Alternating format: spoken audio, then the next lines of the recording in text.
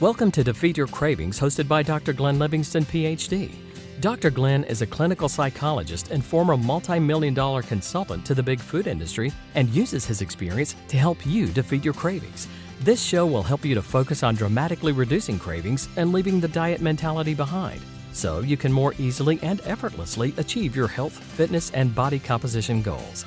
Please remember, no doctor-patient relationship is created via this show, and you are responsible for confirming any changes to your diet, health, or psychological routines with an appropriately licensed professional before implementing them. Before we get started, if you haven't downloaded the free smartphone app to access dozens of these recordings all in one place, as well as to avail yourself of a confidential community for support, motivation, and assistance, please visit the podcast link on defeatyourcravings.com as soon as possible. And now, here's your host, Dr. Glenn Livingston. Hey, I'm here with a kind-hearted woman named Yvonne, who has agreed to share her story with you so you could benefit from her experience and strength and wisdom and hope and enthusiasm, as well as her trials and tribulations and stumbles and falls. Yvonne, how are you? I'm doing great, Glenn. How are you? I'm doing great. Really happy to be with you here tonight and looking forward to hearing a bit more about your story. So why don't we start there? Why don't you tell me what food was like and what brought you to us and what happened? Okay. Well, growing up, my father affectionately referred to me as the human garbage disposal. And that was because at every meal, I was the one that was always willing to take the last serving of whatever was left. I was just always hungry. And going into adulthood, that didn't seem to change. I just always felt hungry. I was fairly tall, so I could hide it well most of the time. But eventually, that catches up with you. I gained and lost probably 20 to 25 pounds on average. I was always looking for the perfect diet. How tall are you? I am 5'9". Okay. Which is a little bit taller than average for the average woman. Uh-huh. I could hide it much better.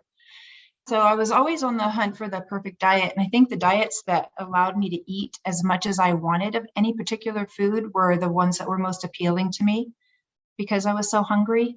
Most recently, it was the carnivore diet, a strict carnivore diet that allowed me to eat as many animal products as I wanted to, eliminating all vegetables. And I would not only have energy because I eliminated carbs, but I would also be able to eat until I was completely stuffed.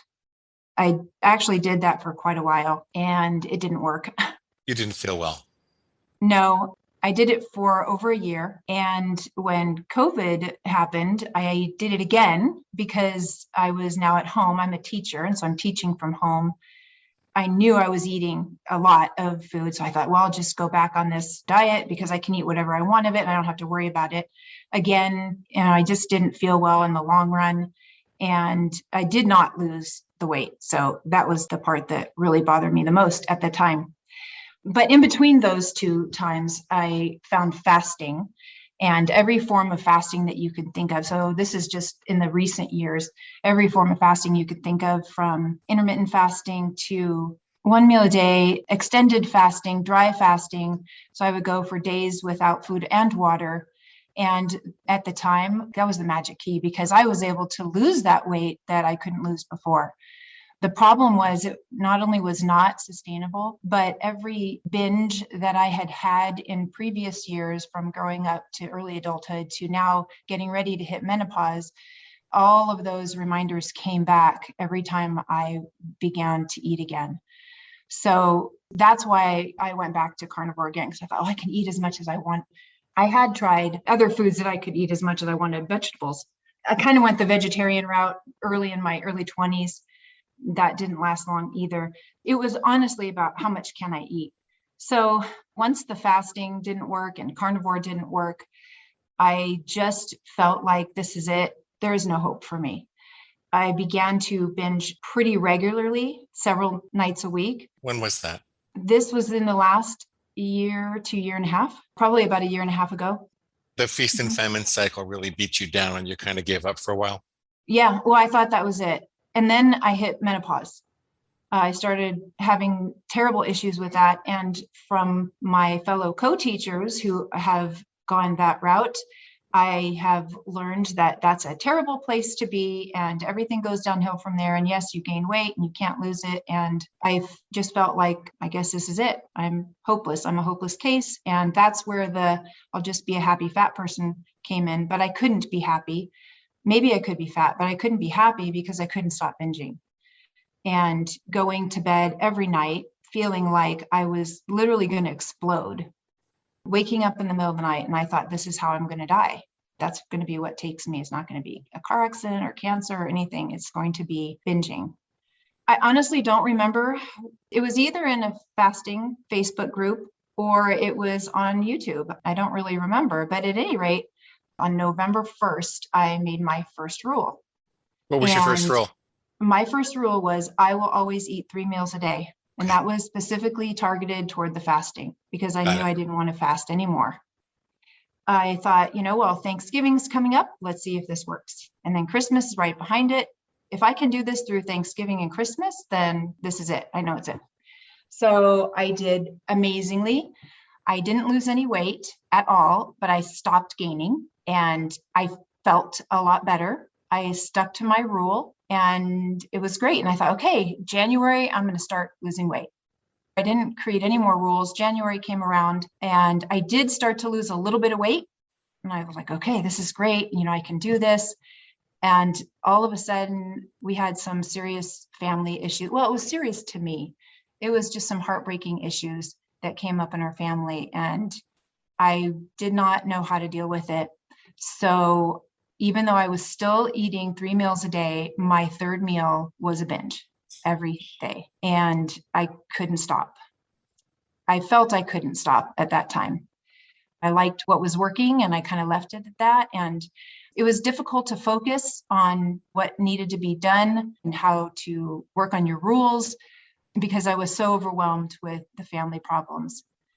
January came and went, February came and went, and March we were getting ready to go on a vacation to my in-laws for a week. And I thought, I can't do this anymore. The website is great because there's so much information, but I can remember reading it thinking, when I finish reading all the information on this page, I'll do it. And I couldn't finish it, not in one sitting. It just felt like I couldn't quite get to the end. Finally, I was like, forget it. I'm doing it. And then there's a little box that you're supposed to check. And so I'm like trying to sign in. But at the same time, I was also really afraid for some reason, because you are a psychologist, I thought they're going to make me have to deal with my problems. And I did not want to face them. I wanted to get as far away from them as I could, but I knew I need to stop binging. So I'm just going to do it. And I told my husband, I can't do this. I can't. I'm trying to give them my money. I can't get on the site. And he helped me navigate it. It was not very difficult apparently at all. It was user error. We went on vacation. I actually started a couple days late, still just overwhelmed in my own head and trying to kind of navigate that first week. I felt really overwhelmed. And within about, I think it was less than 2 weeks, I got on a call and we tweaked my first rule. So I would stop binging at dinner. And I have had success ever since then. What was the tweak, Yvonne? I will always eat 3 meals a day, and I will always decide how much I will eat before I sit down and put the food on my plate. Oh, okay. So as long as I knew what I was going to eat, and my plate, it was okay that it was a little bit vague because sometimes I had a salad off to the side, but I knew that this rule meant I know what I'm eating before I actually sit down. Whatever's here, that's what I'm eating, and that's it. No seconds. But the rule wasn't, I will never again have seconds. It was just, this is how much I'm eating. And that was it. I've had other rules come and go since then. That one rule has stayed. So the key for you was making the decision beforehand. Yes. You weren't leaving it to whether you were full or hungry at the end of the meal. You weren't leaving it to your intuition.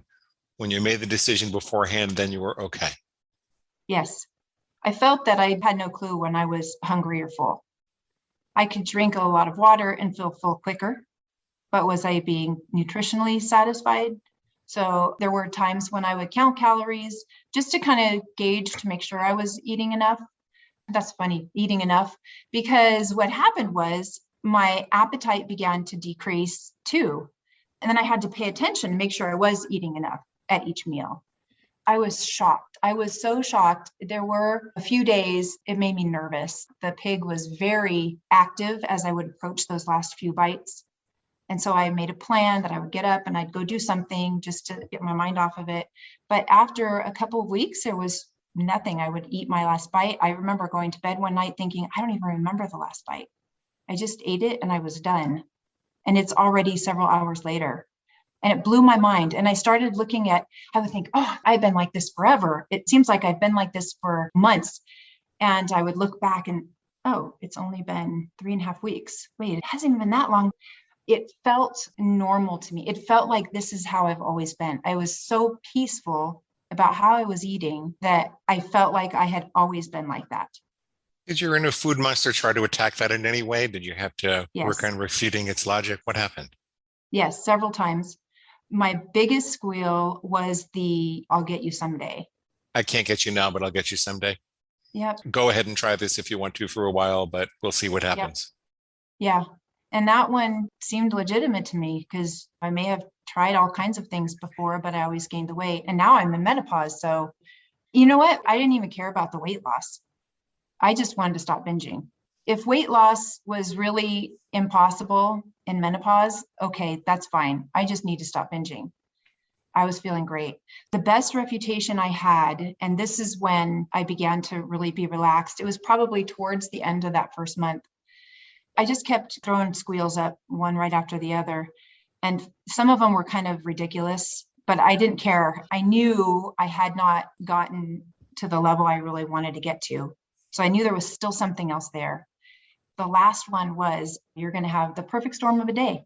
You're going to be tired. Your boss is going to be mad at you. You're going to have parents upset with you at school. You're going to be in a fight with your husband. You will have not eaten enough that day. So you're really going to be hungry. Your family's going to be upset with you. It was just, you're going to wreck the car. I don't know. It was the perfect storm. Wouldn't mind sacrificing your car for a little slop. Yeah. Yeah. And the pig said, that's fine. I will be here waiting for you. And I will walk you over to the refrigerator. We'll just start all over again. And then we'll go to the pantry.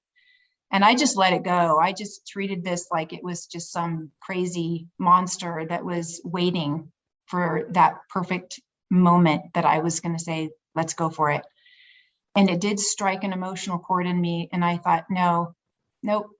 So what I realized was after I refuted it. How did you refute it? I basically told it where it could go, first of all.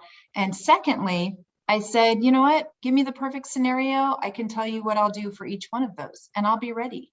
I'll be aware that if I'm tired, I might not be at my A game. And I'm going to take precautions. If I'm upset with my family or my husband, I'm going to be aware that you're there. And it was just the being aware and being prepared that I was able to calm down about the pigs. So it was trying to overwhelm you and say that there would be no defense because there would be too many things happening. You said, oh yeah, tell me all the things that could happen. And you had a way to prepare for each one. Yes. The interesting thing was around that time, this is a little bit later, I had some things come out in the family, some family drama, and I wasn't dealing with it well. It was the end of the day. I'd just gotten out of the shower and cried all my tears down the drain. And I realized that I had felt that way before, right? My emotions were pretty raw, but the difference was my gut did not hurt from shoving bags of chocolate chips and everything else you can think of in the house. So I had the same emotions, but I didn't have the same physical feeling. And that was so weird to me that it kind of snapped me out of it for a second. That's when I realized that I was beginning to deal with these things, these other things that I hadn't been able to deal with before, because now I'm able to focus on what needs to be focused on with my family and not try to hide it with the food, which I never did before anyway. The problems were always still there. I just created more problems with the binge. The emotional problems that you were frightened of became not so frightening in the context of a clear digestive system. You had developed an irrational fear of the emotional problems because they were always exacerbated by the binge food. Yes.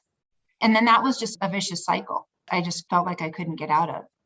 I did begin to deal with those other issues, but I dealt with a lot of things. I dealt with my big why. My big why is always changing. And I have a hard time with it when you feel like you're in this pit thinking about the good things that you want for yourself later on down the road. It was kind of a stretch, kind of a reach. I didn't have any aspirations of anything much at all. So I began to face those things little by little, just a little bit, but taking self-care, for example, a little bit of self-care here and there. And of course, not binging is a lot of self-care. You start feeling better and better about yourself, and then feeling confident that, you know what, I'm not going to binge again. I developed a sense of knowing it didn't matter. It didn't matter what the day was going to be like. I'm not going to binge again. As a matter of fact, I told the pig that day that it gave me all of those worst case scenario. I said, you know what? I may binge someday, but I'm not going to binge today. Today, I'm at peace with food. And I tell myself that every single day. Today, I may binge someday, but today I'm at peace with food. And it is always today. Yvonne, would you be open to modifying that a little bit? Sure. Say the only time I don't have to binge is today, and it's always going to be today. And so I know I'll never binge again. It works for many people to get started, to say, well, maybe I'm going to binge someday, but I don't have to worry about someday. I only have to worry about today. The problem is that it still leaves this dark cloud hanging over you that someday maybe it'll happen. It leaves a kind of uncertainty there. The truth is it always will be today. And so you could say, pig, who cares about someday? I know I won't binge today, and it's always going to be today. Therefore, I won't binge forever. You can start to cultivate more certainty without that dark cloud over your head. Does that make sense, or do you disagree? It does. No, I agree. I didn't give it to you correctly. Can I read to you what I actually have and get your thoughts on Of course. what I do have? So it is, I will worry about tomorrow's binge tomorrow. Today, I will be at peace with food. Do you think I should still change that? Well, it's up to you. This is working really well for you, and I don't want to take away something that's working. I don't want you to have to worry about tomorrow's binge tomorrow. I want you to be confident that tomorrow it's going to be today again, and therefore you're not going to have to worry about tomorrow. Okay, I do want to reward it. I will never binge again because it will always be today. Stop trying to pretend like you're attacking me in the future. All I have to do is not binge today. Mm-hmm. I heard Jack Trimpey talk about this one time from Rational Recovery, and he works with drugs and alcohol. And if you think about the conversation between an alcoholic and his wife, for example, and let's say the alcoholic was arrested for drunk driving and blew up the family finances and threw up on the carpet and spent some time in jail and maybe even hurt someone, that drunk driver is then going to go back to his wife and say, well, I can't promise I won't do it again tomorrow, but I'm not going to do it today. There's no comfort in that. You can imagine that the wife is not going to feel comforted or reassured, or how is she going to live a confident life with her husband who's saying, you know, I really might, even though I ran over that kid and I threw up in the carpet and I blew up the family finances and I was arrested for drunk driving and I spent time in jail. I still might do it tomorrow. I won't do it today, but I might do it tomorrow. See what I'm saying? Yeah. You're kind of treating yourself like that wife. You want to comfort yourself. You want to guarantee yourself that this is over. Your days of partying with food, your days of torturing yourself with food, your days of harming yourself with food are over. It's done. The addiction is over. It's behind you. You want to comfort yourself about that and start to develop confidence. Yeah. And I believe that 100%. That's the difference. Yeah. Okay, good. Good. I made my point. Thank you. What's happened to you physically since you stopped binging? I have lost all of my menopausal weight and then some.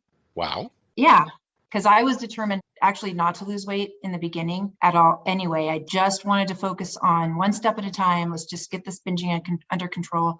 I started exercising, and in the past, I would always gain weight when I exercised.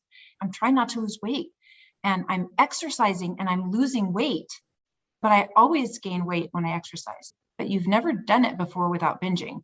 Wow. I have never exercised before without binging at some point, and that shocked me. I don't exercise a lot enough. I want to build a nice, strong habit because I always give up. Funny thing about exercise is that I never thought I could exercise in the evening. And I was always shocked about people that would say they would go in the evening, a couple hours before bed or a couple hours after they got off of work. And I couldn't understand how they could do it. Well, because I was binging. And there's no way I would exercise in the evening after a binge. But once I realized my meal, I feel satisfied. I may even feel full. I never feel stuffed. Within a certain amount of time, I actually exercise. I love exercising in the evening. So that's a big change for me. I'm also not drinking coffee anymore. And I don't know how that happened.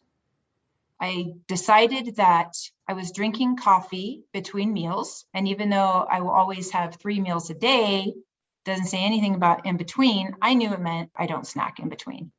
The coffee didn't have anything in it, just black coffee, but I was treating it as I'm consuming something.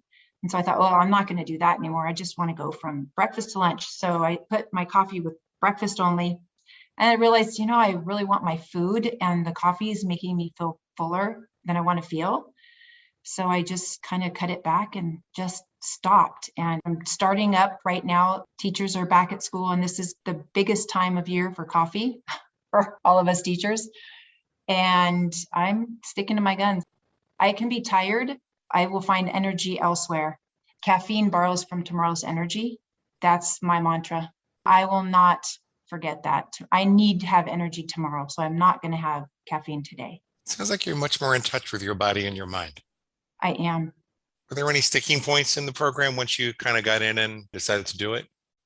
No, I didn't have any sticking points. Is there anything that I didn't ask you that I should have asked you? Anything you really wanted to share with the audience, or for people who are concerned about getting the coaching or doing the program, or maybe think it won't work for them? What would you tell them? Couple of things. One, it doesn't matter what's going on in your life. You don't have to binge. I figured that out. It's amazing, isn't it? It really is. Somebody asked in the group one time, what was the number one thing that you found so shocking, the big revelation? And for me, it was that I can actually make a rule for myself and stick to it. All somebody had to do is tell me to make a rule, make a really good rule, and stick to it. Give you permission, right? Yes, I'm blown away by it. I've been helping other people, and they're just as amazed. They can't believe it. I would say, if anybody's on the fence, don't waste your time.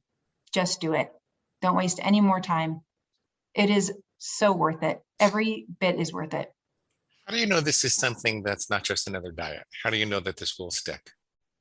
Well, first of all, I don't restrict anything anymore. Food groups. I even had a slice of pizza last night with my husband. He asked me after dinner was over, so how is the pizza? And I said, I actually didn't really like it, but I don't think I would have ever said that before about pizza. I didn't care what was on it. I said, yeah, the bread was nice. It tasted good, but I really didn't care for it, which is funny because it's allowed. I allow it. But the next time pizza comes up, I really don't think I'm going to want it at all anymore. I just naturally have gravitated towards other options, more vegetables, which is hard for the strict carnivores, I know, but I've just naturally gravitated towards them. And you know what? I'm at peace with food. I have peace. It's great. I love my food. I don't have a love-hate relationship with it. I sit down and I really enjoy what I'm eating, and then I'm done. And then I go about my day until the next meal. Lovely. It actually really is simple. It's hard for me to say, I can't believe it, but it's true. I feel like I can't hardly believe it. Lovely. I'm so happy for you, Yvonne. Thank you. Anything else? I don't think so. You can have menopause and lose weight. That was shocking too, huh? Yeah. I just wanted to encourage somebody else that was having success and their pig was telling them that they can't do it, like the squeals that I had. I just wanted to give them hope that they can do it too. Well, you're going to give That's you're going to give thousands of people hope with this story. Oh, Thank you so much. I really appreciate Okay. your time. Very sweet of you to do this. all right. Thanks, Glenn. Okay, thanks. Right. Bye-bye. And that brings us to the end of today's broadcast of Defeat Your Cravings, hosted by Dr. Glenn Livingston. If you'd like to find out more about the products and services Dr. Glenn offers to help you dramatically reduce your cravings and stop overeating in 90 days or less, please visit defeatyourcravingscoaching.com. That's defeatyourcravingscoaching.com. Thanks.